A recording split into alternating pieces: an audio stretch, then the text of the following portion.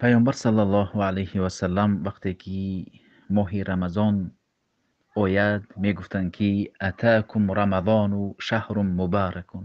صحابگان یاران را جمع میکردند میگفتند که بر سراغ شما ماه رمضان آمد، ماه مبارک است. مبارک است چی است؟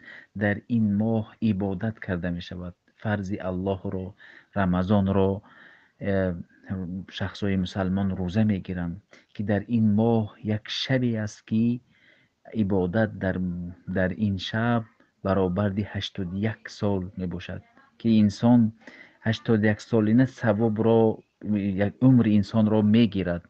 برای این پیامبر صلی الله علیه و سلم بشارت میدن، قرآن رو در این ماه بیشتر میخواندند و اینچنین خیر سخاوتشان بیشتر میشد که هم به همه جا میرسید. برای این پیامبر بشارت دادن ما نیز به دیگران فضیلت این ماه مبارک را خبر دهیم.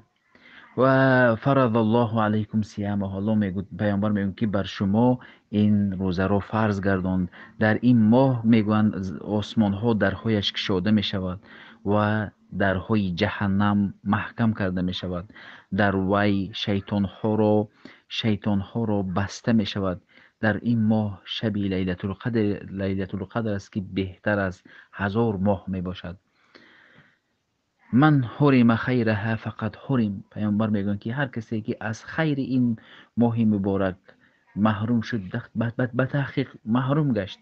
باید ما نزدیکان و خویش تبار خود را بشارت دهیم، از فضیلتش با خبر بکنیم و فرزندان خود را وقتی که ماه مبارک می شود در این قرآن رو بیشتر، قرآن رو اهمیت دهیم و به دیگران فضیلتش رو بگیم، خیر و سخاوت و رشته سیله رحم رو به یک دیگر خویش تبار پیوند کنیم.